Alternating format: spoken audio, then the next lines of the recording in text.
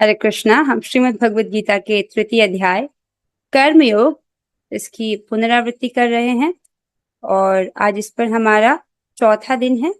Probably आज इस पर आखिरी दिन है, तो कल क्वेश्चन आंसर डिस्कशन सेशन होगा। पिछली कक्षा में हमने श्लोक संख्या 27 या 28 तक डिस्कस किया था। Let's go there.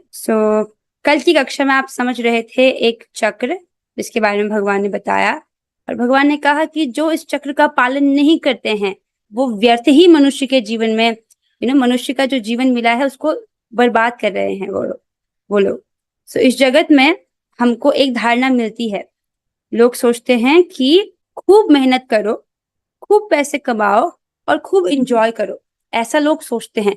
लेकिन भगवान इस आइडिया को रिजेक्ट करते हैं कि नहीं, मनुष्य जीवन इस प्रकार जीने के लिए नहीं है। इस बात को भगवान स्पष्ट कर देते हैं। देखिए, गीता में तो सारी बात बोल दी गई है, राइट, लेकिन व्यक्ति उसको सुनता ही नहीं है और इस प्रकार से अपना पूरा जीवन बर्बाद कर देता है। तो ये कितने सौभाग्य की बात है कि हमको ये दिव्य ज्ञान सुनने को मिल रहा है, ठीक ठीक प्रमाणिक रूप से, राइट। ये भगवान की हम पर कृपा ही है।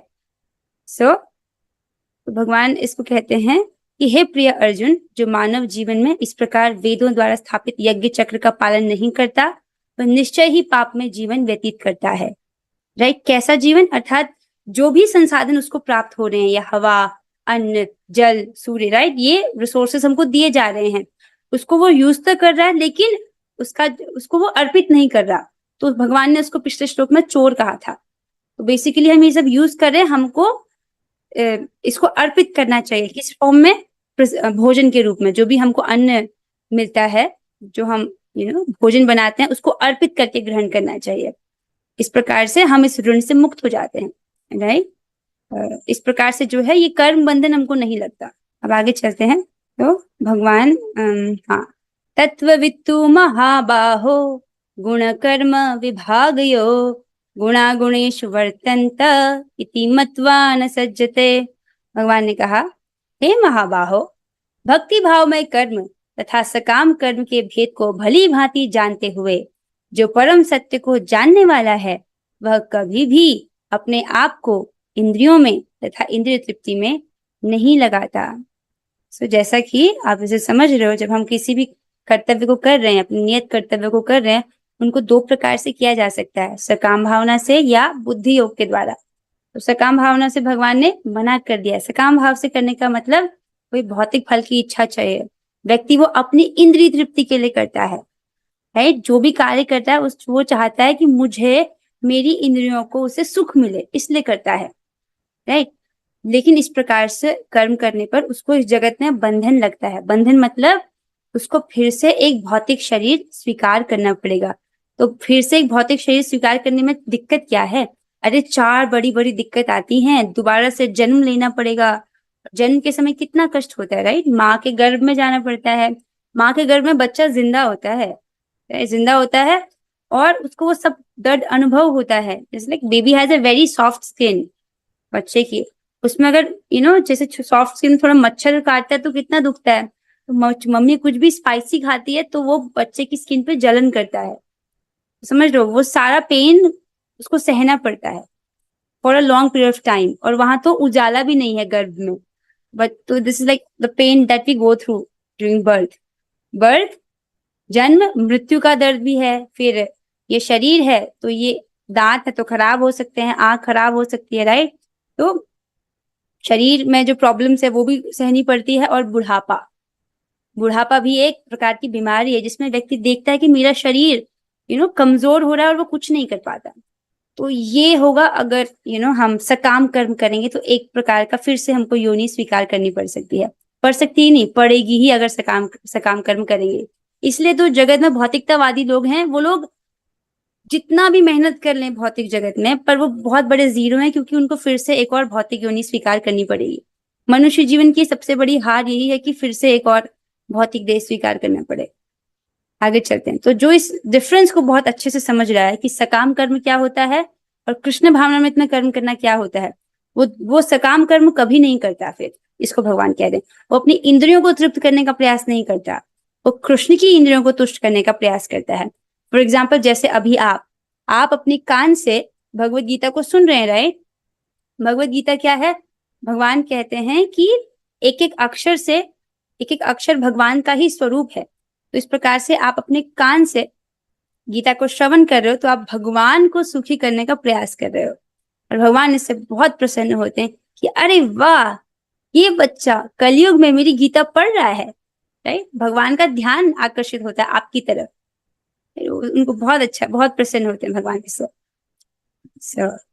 आगे चलते हैं। फिर भगवान कहते हैं, प्रकृतेर गुण सम्मूढ़ा सज्जन्ते गुण कर्मसु तान कृतस्न विदो मंदान अकृतस्न विन्न विचालयेत। ओ, ये तो बहुत कंट्रोवर्शियल श्लोक है।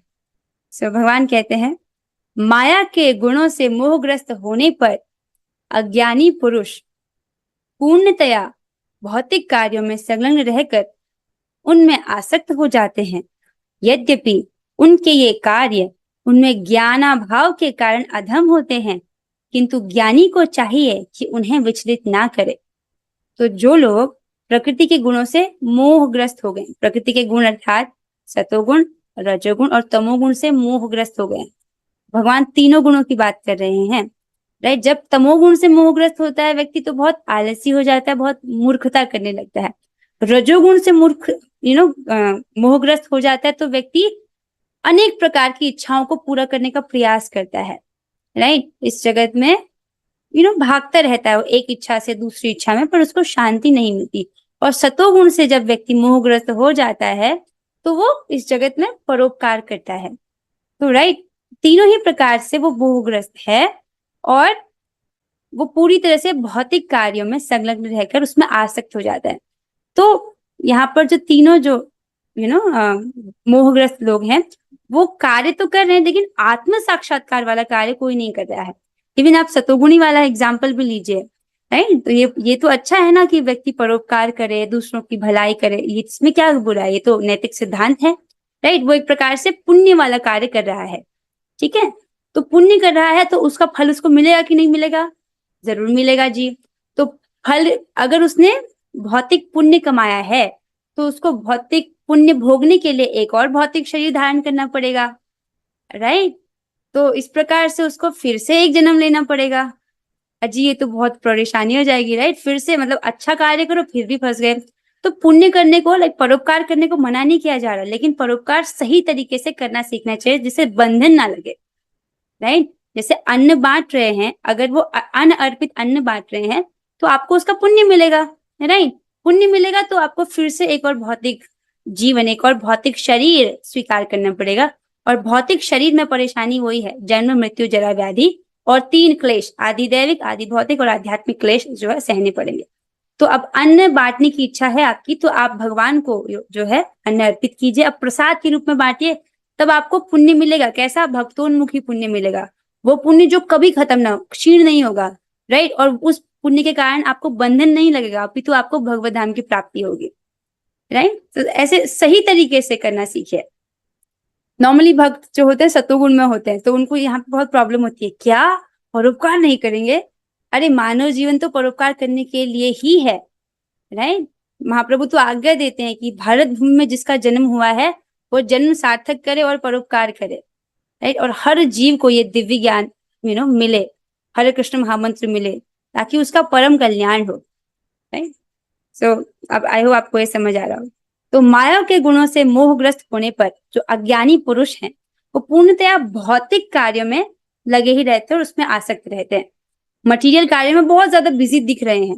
राइट, इस जगत में वो बहुत बड़े बड़े कार्यों में बिजी दिख सकते हैं, लेकिन वो अपने आत्म साक्षात्कार को, जो उनको अपने लिए करना है, उसको इग्नोर कर रहे हैं। ठीक है, जो मेन जिसके लिए मनुष्य जीवन दिया गया उसको वो नहीं कर रहे। तो यद्यपि उनके ये कार्य उनमें ज्ञान अभाव के कारण अधम होते हैं, किंतु ज्ञानी को चाहिए कि उन्हें विचलित ना करे। तो भगवान कह रहे हैं कि जो ज्ञानी व्यक्ति है ऐसे व्यक्तियों को जाकर के डिस्टर्ब ना करे। लेकिन प्रभुपाद जी बोलते हैं कि देखो, भक्त बहुत दयालु होता है, वो भगवान से भी अधिक दयालु होता है। राइट, तो ऐसे लोगों के पास जा जाकर उनको बोलता है, नहीं नहीं आप हरे कृष्ण कीजिए ना, एक माला जपिए ना, कथा श्रवण कीजिए ना। इस प्रकार से जो भक्त उन पर कृपा करना चाहते हैं, क्योंकि भक्त जो है भगवान से भी अधिक दयालु है। आइए आगे बढ़ते हैं। This is clear. राइट, यहाँ पर हमने लिखा था। आई थिंक यहाँ पे ये गधा इसलिए बनाया गया है, हमने एक श्लोक डिस्कस किया था। जो व्यक्ति अपनी पहचान इस भौतिक देह से करता है, राइट, और अपने बंधु बांधवों को अपना समझता है, जिस भूमि पर उसका जन्म हुआ उसको पूजनीय मानता है, और उसकी बुद्धि किस में है? तीर्थ बुद्धि उसी जल में है, बस। और आध्यात्मिक ज्ञान को जानने का वो प्रयास नहीं कर रहा है, राइट। उन लोगों से वो लोग जो आध्यात्मिक ज्ञान देते हैं, ऐसे साधु पुरुषों से ज्ञान प्राप्त करने की कोशिश वो नहीं करता। उसको स एव गोखर, वही गधा या बैल है, ऐसा करके हमने श्लोक पढ़ा था, उसलिए यहाँ पर रखा गया है। So I think this is clear. जो व्यक्ति अपनी इंद्रियों से भौतिक कार्यों में ही लगा है, अब चाहे वो भौतिक कार्य समाज सेवा या परोपकार ही क्यों ना हो, राइट, क्योंकि वो एक शरीर के धरातल पर है, इसलिए उसको भगवान अज्ञानी ही कह रहे हैं। ऐसे लोगों को विचलित नहीं करने को बोल रहे हैं भगवान। ओके, आगे चलते हैं।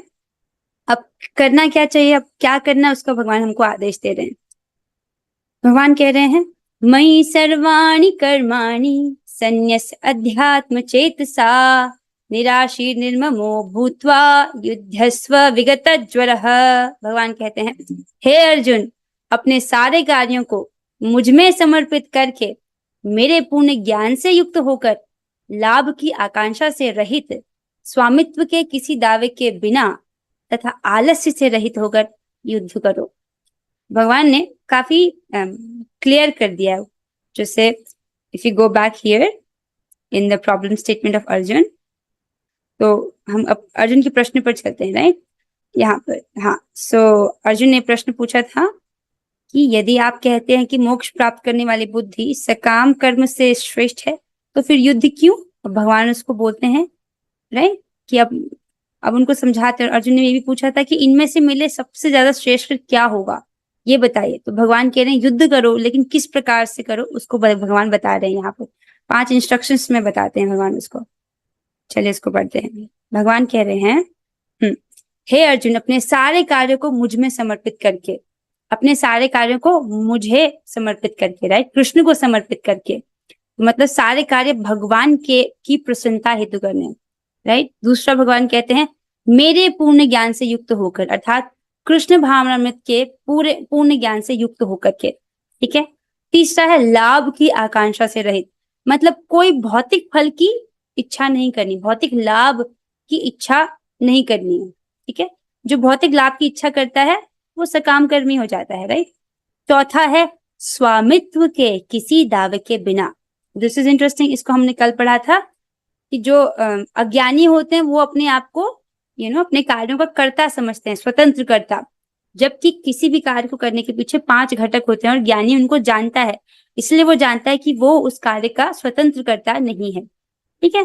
तो स्वामित्व के किसी दावे के बिना, और 5वां भगवान कहते हैं आलस्य से रहित होकर युद्ध करो, राइट। यहाँ पर आलस्य इज लाइक युद्ध स विगत ज्वर, ये ज्वर, ये संताप जो तुमको हो रहा है कि मैं युद्ध करूंगा, युद्ध में जो मेरे गुरुजन हैं, भीष्म पितामह आदि, वो मर जाएंगे, उनसे जो मुझे ताप संताप मिलेगा उनकी मृत्यु को देख करके, उस संताप को तुम त्यागो और इस युद्ध को करो, किसके लिए? मेरी प्रसन्नता हेतु करो, राइट। तो अब अर्जुन को तो भगवान कहते हैं युद्ध करो, और हमारे लिए क्या है? भक्ति करो, ठीक है। सो इन 5 चीजों को ध्यान में रखना है। जो भी कार्य हम करते हैं, सारे कार्यों को भगवान को समर्पित करके, सारे कार्यों को भगवान की प्रसन्नता हेतु करना है। इसको हम पिछली क्लास में भी समझ रहे थे, राइट। दूसरा है कृष्ण भावनामृत के ज्ञान से युक्त होकर, ये बहुत अच्छे से समझना है कि सकाम कर्म और कृष्ण भावनामृत वाले कर्म में क्या अंतर है। भगवान इसको पहले ही बोल चुके हैं। तो इसके ज्ञान से युक्त होकर, कैसे युक्त होंगे? उसके लिए नियमित रूप से सुनना पड़ेगा, राइट। जब आप रेगुलरली सुनेंगे तब आप इस ज्ञान को समझ पाएंगे कि क्या बोला जा रहा है। तीसरा है भौतिक लाभ की आकांक्षा से रहित, इस जगत में कुछ भौतिक फल प्राप्ति की इच्छा नहीं रखनी है। हालांकि भगवान ये नहीं कह रहे कि अपना नियत कर्तव्य मत करो, कर्तव्य करो, लेकिन फल की इच्छा मत रखो, मटीरियल डिजायर नहीं रखनी है, ओके। चौथा है स्वामित्व के किसी दावे के बिना, ये नहीं समझना कि मैं स्वतंत्र करता हूँ, ओके। 5वां है आलस्य से रहित होकर के, सो किसी भी प्रकार के कर्म ना करने में के प्रति आसक्त नहीं होना, आलस्य से रहित होकर के हमको क्या करना है? कृष्ण भावनामृत में कर्म करना है, ठीक है। इन बातों को ध्यान में रखते हुए कृष्ण भावनामृत में कर्म करो, इस प्रकार का भगवान आदेश दे रहे हैं। और हमारे लिए सिंपली इस पूरे इंस्ट्रक्शन को एक में कर देंगे तो भक्ति करो, ठीक है। अब यहाँ पर एक डिफरेंस को समझते हैं। जब हम कर्मयोग पढ़ते हैं तो भक्त इस प्रश्न को पूछते हैं कि निष्काम कर्मयोग और भक्ति योग में अंतर क्या है, क्योंकि हम निष्काम कर्मयोग के बारे में पढ़ रहे हैं, कर्मयोग पढ़ रहे हैं, लेकिन देन वी कम बैक कि सब कुछ हम भक्ति योग की चीजों को अपनाते हैं। तो जो निष्काम कर्मयोग है बेसिकली वो बिगिनर लेवल भक्ति ही बोला जाता है उसको, राइट। और निष्काम कर्मयोग में व्यक्ति करता क्या है, वर्णाश्रम के नियमों का पालन करता है, वर्णाश्रम के अनुसार उसके जो नियत कर्तव्य हैं, राइट, उसको करता है। तो उसकी प्रगति होती है लेकिन बहुत धीरे धीरे धीरे धीरे। इसलिए कि एक डेस्टिनेशन तक पहुंचना है, आपने उसको बैलगाड़ी में बिठा दिया है तो बैलगाड़ी से पहुंच जाएगा लेकिन धीरे धीरे धीरे धीरे धीरे, ठीक है। लेकिन जो भक्त होता है वो वर्णाश्रम के नियमों का पालन करता है लेकिन आदर्श प्रस्तुत करने के लिए, जैसे भगवान ने अर्जुन को कहा, राइट, कि जो जनक हैं, जनक महाराज, वो स्वरूप सिद्ध व्यक्ति हैं, उनको नियत कर्तव्य करने की आवश्यकता नहीं है, वो आदर्श प्रस्तुत करने के लिए करते हैं। तो भक्त भी वर्णाश्रम के नियमों का पालन करते हैं, राइट, लेकिन उनकी श्रद्धा होती है भक्ति में। वो जानते हैं कि श्रवण कीर्तन करने से मेरी प्रगति बहुत तीव्रता से होगी, राइट। अगर आप उसी डेस्टिनेशन को आपको फर्स्ट क्लास एसी का टिकट दिया जाए तो आप एसी ट्रेन का टिकट दिया जाए, आप उसको पकड़ना पसंद करोगे, राइट, वो फास्ट तरीके से पहुंच जाओगे एज कम्पेयर टू बैलगाड़ी। सो भक्त थोड़े इंटेलिजेंट होते हैं तो सीधे भक्ति करते हैं। Coming here, so I hope you get the difference between them. So हाँ, और यहाँ फिफ्थ पॉइंट, आलस्य से रहित होकर कौन सा आलस्य हमको छोड़ना है। जब तो हम सभी कर ही रहे हैं, राइट, सब लोग उसको अच्छे से करने का प्रयास कर रहे हैं। हम श्योर लाइक जब भी हम जब करते हैं हम बैठते हैं इसी इंटेंशन के साथ कि आज बहुत अच्छे से करना है, राइट। तो आलस, हमको एक आलस छोड़ना है कि ये हम जब तो करते हैं उसको ना सुनने का आलस, कर ही लेते हैं लेकिन एक एक नाम ना सुनने का आलस, उसको त्यागना है। अगर वो हमने त्याग लिया तो बाकी सारे बैटल फील्ड्स को हम जीत जाएंगे। बस नाम सुनना ही देना चाहिए। Okay, coming here, next one. फिर भगवान कहते हैं, ये ते मतम इदम नित्यम अनुतिष्ठन्ति मानवाः श्रद्धावन्तो अनसूयन्तो मुच्यन्ते तेपि कर्मभिः। वाह, this is one of my favourite श्लोक। भगवान कहते हैं, जो व्यक्ति मेरे आदेशों के अनुसार अपना कर्तव्य करते रहते हैं और ईर्ष्या रहित होकर इस उपदेश का श्रद्धा पूर्वक पालन करते हैं, वे सकाम कर्मों के बंधन से मुक्त हो जाते हैं। तो भगवान कह रहे हैं, जिस प्रकार से अर्जुन मैंने तुमको कर्म करना बताया, ये 5 इंस्ट्रक्शंस बताए, जो इनका पालन करते हैं उनको सकाम कर्म जो है बांध नहीं पाते हैं, राइट, वो सकाम कर्म के बंधनों में नहीं पड़ते हैं। तो आप देख रहे हो भगवान ने यहाँ पर अर्जुन से युद्ध करने को बोला, और युद्ध करना कितना घोर कर्म है, एक ऐसा कर्म जिसमें सामने वाले की हत्या करनी पड़ती है, समझ रहे हो। लाइक उस कर्म से भी व्यक्ति को बंधन नहीं लग रहा, राइट, इसलिए क्योंकि ये धर्म युद्ध है, अर्जुन का धर्म ही यही है कि उनको युद्ध करना है। भगवान बता रहे कि तुम इस प्रकार से करो कि तुमको बंधन ना लगे, राइट, सांप भी मर जाए और लाठी भी ना टूटे। अगर तुम इन 5 इंस्ट्रक्शंस का पालन करो तुमको कोई पाप नहीं लगेगा, तुमको कोई बंधन नहीं लगेगा। इसलिए अमेजिंग, राइट। उसी प्रकार से इस जगत में हमारे जो भी कर्तव्य है, यहाँ पर अर्जुन का कर्तव्य था युद्ध करना, ठीक है, कितना घोर कर्म था। तो कोई किसान हो सकता है, कोई दुकानदार हो सकता है, कोई जॉब कर रहा है, उसको अपना कार्य छोड़ने की जरूरत नहीं है, बस उस कार्य को भगवान से जोड़ना सीखे, राइट।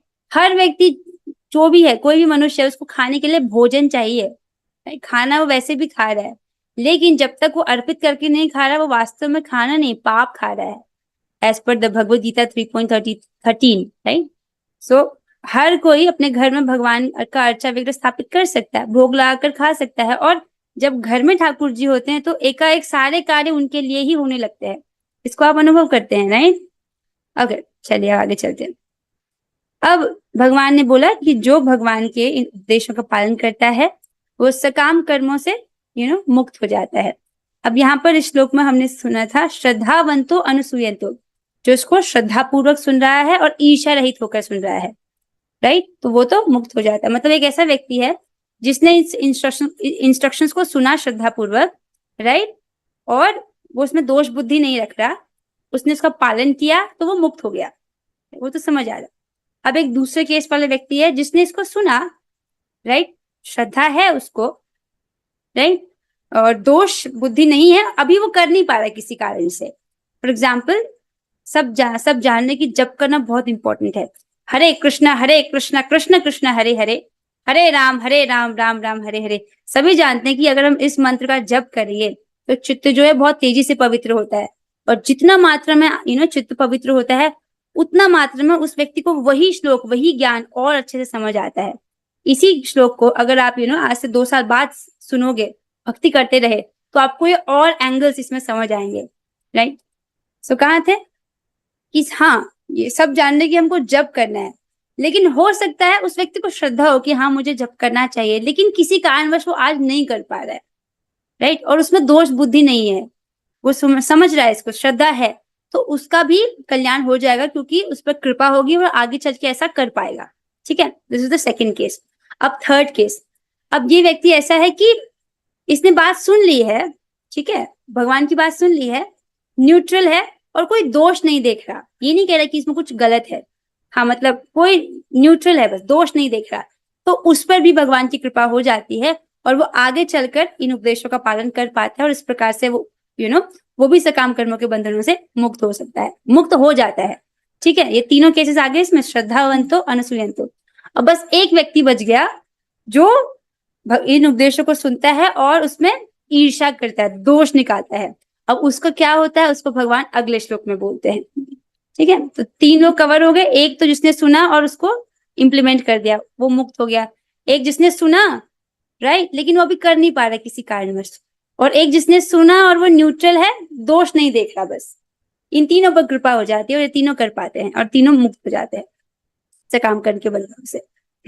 आगे भगवान बोलते हैं, ये त्वेतदभ्यसूयन्तो नानुतिष्ठन्ति मे मतम् सर्वज्ञान विमूढ़ांस्तान् विद्धि नष्टान चेतसः। भगवान कहते हैं, किंतु जो ईर्ष्यावश इन उपदेशों की अपेक्षा करता है और इनका पालन नहीं करते, उन्हें समस्त ज्ञान से रहित, दिग्भ्रमित तथा सिद्धि के प्रयासों में नष्ट भ्रष्ट समझना चाहिए।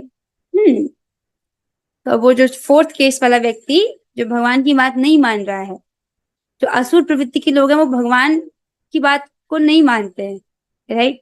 सो जैसे महाभारत के समय पर भी दुर्योधन एक ऐसा उदाहरण था, भगवान ने उसको समझाया कि इसे युद्ध मत करो, फिर भी उसको समझ नहीं आया। कमिंग हियर, तो जो व्यक्ति ईर्ष्यावश इन उपदेशों की अपेक्षा करता है, वो कहता है कि यहाँ पे चित्र में आप देख सकते हो, वो कहता है कि नहीं मैं नहीं मानता ये सब, तो किसने देखा है, राइट, वो नहीं मान रहा। तो भगवान कह रहे हैं कि ऐसे जो व्यक्ति हैं उसको समस्त ज्ञान से रहित, उसको कोई भी ज्ञान नहीं है, दिग्भ्रमित है, जो वास्तविक दिव्य ज्ञान का पथ है उससे भटका हुआ है वो व्यक्ति, और सिद्धि के प्रयास में नष्ट भ्रष्ट समझना चाहिए, राइट। हो सकता है कि ऐसा जो व्यक्ति है वो बहुत पॉपुलर भी हो, उसके बहुत सारे फॉलोअर्स भी हों, और वो भगवान की भगवत गीता में कही गई बात को नहीं मानता हो, राइट। तो भगवान क्या कह रहे हैं उसको कि वो समस्त ज्ञान से रहित है, दिग्भ्रमित है और सिद्धि के प्रयासों में नष्ट भ्रष्ट है। तो ये this is a very important shloka for me as well. जब मैं भगवद गीता शुरू में सुन रही थी, तब मैं यूट्यूब में बहुत सारे स्पीकर्स को सुना करती थी, राइट। बट फिर भगवान ने ये एक चेकलिस्ट दे दी, चेकलिस्ट जो भगवान की आज्ञा का पालन करता है। नष्ट भ्रष्ट का मतलब, प्रश्न पूछ, नष्ट भ्रष्ट मतलब नष्ट मतलब डिस्ट्रॉयड, उसका वो जो सिद्धि के लिए जो भी प्रयास कर रहे हैं उनका कोई भी फल उसको नहीं मिलने वाला, राइट। ही इज लाइक, नष्ट मतलब होता है कुछ चीज डिस्ट्रॉय होना, उनका कुछ वजूद नहीं है सिद्धि के लिए, राइट। सो हाँ, यूट्यूब पर हम लोग बहुत सारे ऐसे लोगों को सुन सकते हैं, राइट। लेकिन जब आप उसको शास्त्र की दृष्टि से देखो, क्या ये व्यक्ति भगवत गीता के फ्रेम में बोल रहा है कि नहीं, क्या ये व्यक्ति भगवान के आदेशानुसार कार्य कर रहा है कि नहीं, उस प्रकार से हमको चेक करना चाहिए, then we should hear. For example, अरे पहले मैं सुनती थी सदगुरु को, आप सब लोग जानते होंगे उनको। तो एक दिन मैंने एक इंटरव्यू में सुना कि वो भगवत गीता उन्होंने पढ़ी ही नहीं है। मैंने कहा ओ माय गॉड, आज तक मैंने इतना समय वेस्ट कर दिया इनको सुनते हुए। That was the day when decide किया कि नहीं, अब मुझे इनको नहीं सुनना, why should I waste my time, right. हो सकता है कि कोई व्यक्ति बहुत बूढ़ा हो, बहुत ज्ञान की बातें करे, लेकिन अगर वो भगवान के उपदेशों के विरुद्ध कुछ बोल रहा है, he is a human being, वो अपने अनुभव के आधार पर बोल रहा है, पर अनुभव के आधार पर व्यक्ति दिव्य ज्ञान नहीं समझ सकता है।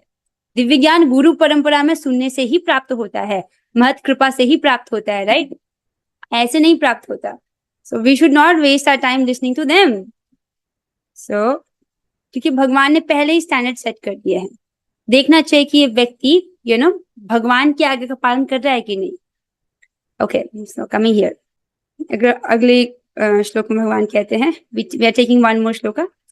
सदृशं चेष्टते स्वस्याः प्रकृतेर्ज्ञानवानपि प्रकृतिं यान्ति भूतानि निग्रह किं करिष्यति। वाह! तो भगवान कहते हैं ज्ञानी पुरुष भी अपनी प्रकृति के अनुसार कार्य करता है, क्योंकि सभी प्राणी तीनों गुणों से प्राप्त अपनी प्रकृति का ही अनुसरण करते हैं। भला दमन से क्या हो सकता है? भगवान कह रहे हैं एक ज्ञानी व्यक्ति, यहाँ पर ज्ञानी का मतलब आत्मज्ञानी व्यक्ति नहीं है, यहाँ पर ज्ञानी का मतलब वो व्यक्ति है जो शास्त्र को जान रहा है, उसने शास्त्र श्रवण किया है, अब उसको वहां पर जो इंस्ट्रक्शंस दिए गए हैं उसको पालन करने का प्रयास कर रहा है, अपनी इंद्रियों को संयमित करने का प्रयास कर रहा है, राइट? ज्ञानी पुरुष भी अपनी प्रकृति के अनुसार कार्य करता है, तो जैसा कि उसने उसका स्वभाव हो गया है उसके अकॉर्डिंग वो कार्य करता है। इसको हम पिछले श्लोकों से समझते हुए चल रहे हैं। हर व्यक्ति अपने कार्यों के माध्यम से प्रकृति के कुछ गुणों को अर्जित करता है, राइट? सतोगुणी कार्य, रजोगुणी कार्य, तमोगुणी कार्य, हम अपने एक्शन से प्रकृति के गुणों को कमा रहे हैं बेसिकली, राइट? अब जैसे जैसे गुणों को हम कमा रहे हैं वैसा वैसा हमारा स्वभाव बनता जाता है, ठीक है? जैसे दो बच्चे हो सकते हैं, दोनों ट्विंस हैं, एक ही दिन पैदा हुए हैं, लेकिन दोनों का स्वभाव अलग है, भले वो दोनों एक जैसे दिख रहे हैं। ऐसा क्यों है? क्योंकि उनके जो पास्ट लाइफ है उन्होंने उसमें अलग अलग गुणों को अर्जित किया है अपने चित्त में, तो चित्त के अनुसार, गुणों के अनुसार उनका स्वभाव अलग है। समझ रहे हैं आप इस चीज को? तो क्योंकि सभी प्राणी तीनों गुणों से प्राप्त अपनी प्रकृति का ही अनुसरण करते हैं, जैसा उनका स्वभाव है वैसा बिहेव करने के लिए एक्चुअली वो प्रोग्राम हो गए हैं। जिस व्यक्ति ने घोर तमोगुण कमा लिया अपने चित्त में, अब वो तमोगुण वाले कार्य करने के लिए प्रोग्राम हो चुका है, राइट? भला दमन से क्या हो सकता है, मतलब इस प्रकार से भला जबरदस्ती इंद्रियों को रोकने से क्या हो सकता है, राइट? अब भगवान ये बात बोलते हैं तो अर्जुन इस बात को सुन रहे हैं और इसी पर वो अपना क्वेश्चन, अगला क्वेश्चन फ्रेम करते हैं, ठीक है? भगवान कहते हैं श्रेयान् स्वधर्मो विगुणः परधर्मास्वनुष्ठितात् स्वधर्मे निधनं श्रेयः परधर्मो भयावह।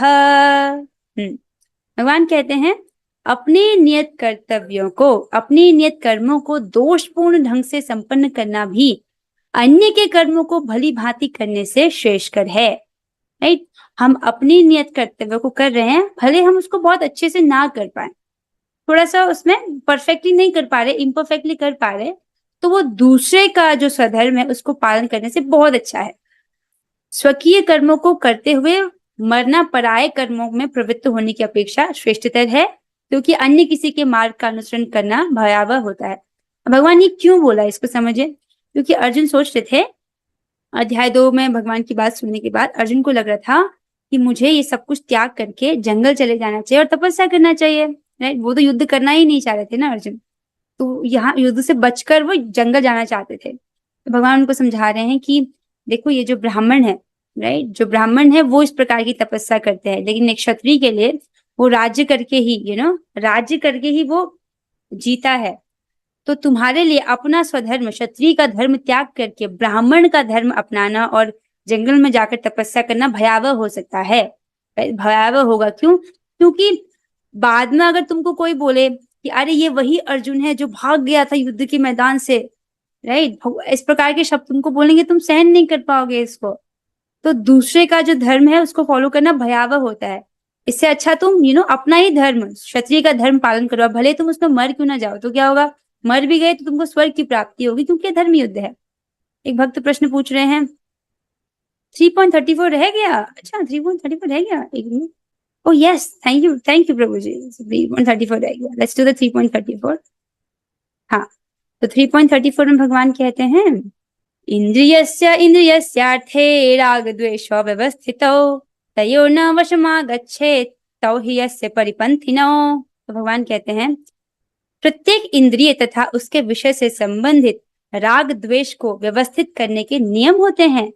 मनुष्य को ऐसे राग तथा द्वेष के वशीभूत नहीं होना चाहिए, क्योंकि ये आत्म साक्षात्कार के मार्ग में अवरोधक है। वेरी इंपॉर्टेंट श्लोक। सो या दिस इज वेरी नाइस कि हमारी कक्षा में बहुत सिंसियर बच्चे जैसे ही एक श्लोक मिस हुआ उन्होंने एकदम पकड़ लिया, मतलब जी वाला श्लोक रह गया। This is good. ओके, सो भगवान कह रहे हैं कि जो प्रत्येक इंद्रिय है, राइट, उसका एक राग और द्वेष होता है, ठीक है।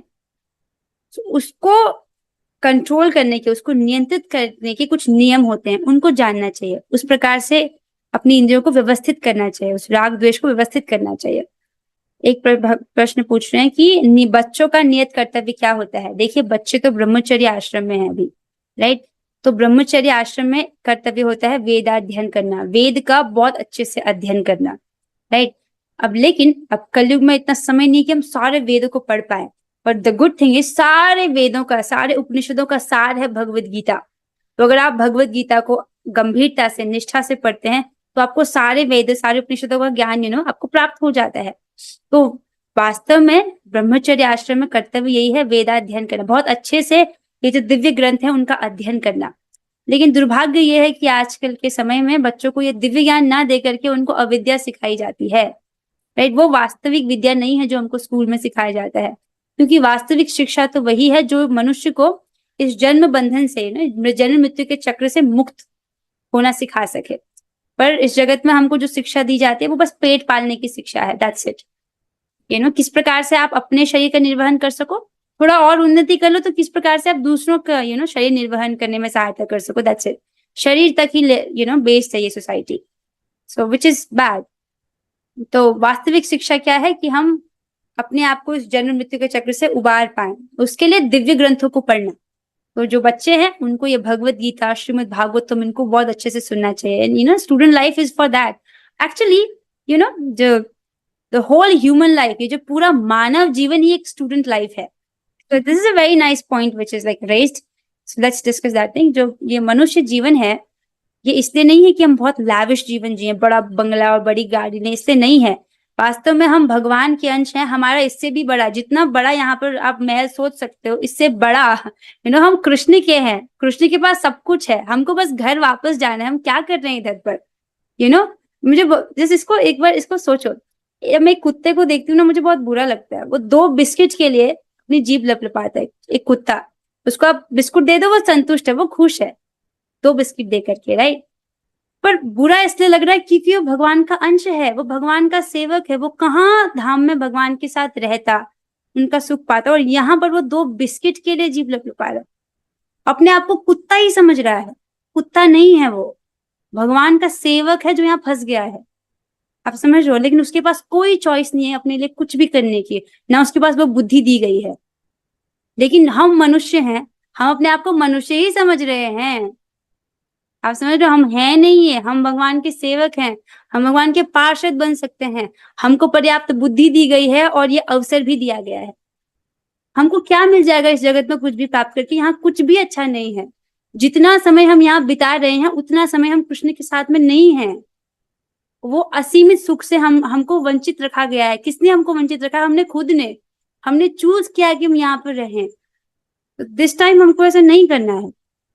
तो मैं ये थी कि पूरा मनुष्य का जीवन ही स्टूडेंट लाइफ है, राइट। जैसे स्टूडेंट लाइफ में व्यक्ति एडजस्ट करना सीखता है, वो बहुत ज्यादा खर्चे नहीं करता, राइट। वो थोड़े से ही घर में रह लेता है, छोटा सा कमरा। आई स्टिल रिमेम्बर जब मैं पढ़ाई करती थी, छोटा सा ही कमरा था, बहुत गर्मी में भी पढ़ लेते थे, क्योंकि पता था कि यार इतना पढ़ना है, ये लक्ष्य ये करना है। तो वो एडजस्ट करता है और खूब पढ़ाई करता है। वैसा ही ये पूरा मानव जीवन है, बहुत लैविश जीने के लिए नहीं है ये दिव्य ग्रंथों को अच्छे से पढ़ने के लिए, जप करने के लिए, यज्ञमय जीवन जीने के लिए है, ताकि हम यहाँ से मुक्त होकर के भगवत धाम जा सकें, कृष्ण के पास वापस जा सकें, उसके लिए है ये। सो पूरा ह्यूमन लाइफ ही ना स्टूडेंट लाइफ है। बहुत कुछ हमको लैविश जोड़ने की जरूरत नहीं है। सादा जीवन, उच्च विचार, ठीक है। और उसके लिए कितनी अच्छी बात है कि ऐसे भक्तों का संग भी हमको प्राप्त है, जो ऐसा जीवन जी रहे हैं। देख देख करके प्रेरणा मिलती है ऐसे भक्तों को। इसलिए यहाँ पे बहुत सारे ऐसे गृहस्थ भक्त है जो सारे नियमों को बहुत अच्छे से पालन करते हैं। और ऐसे बच्चे भी हैं, बड़े भी हैं, जिनका शरीर बड़ा हो गया, ऐसे भी लोग हैं, हर प्रकार के एक्सपीरियंस लोग भी हैं, कितना सौभाग्य है कि ऐसे भक्तों का संग हमको प्राप्त होता है, वो भी हर दिन। भगवान की कृपा है। सो बहुत अच्छा डिस्कशन रहा। सो आज की कक्षा को हम यहीं पर विराम देते हैं। Human life is for doing भक्ति, एक यज्ञ में जीवन जीने के लिए है। सो अब हम 3 बार हरे कृष्ण महामंत्र करेंगे। Let's do it together. Hare Krishna Krishna Krishna Hare Hare, Hare Ram Ram Ram Hare Hare, Hare Krishna Krishna Krishna Hare Hare, Hare Ram Ram Ram Hare Hare, Hare Krishna Krishna Krishna Hare Hare, Hare Ram Ram Ram Hare Hare. Shrimad Bhagavad Gita की जय, प्रभुपाद की जय, और श्री गुरु गौरांगा। हरे कृष्णा।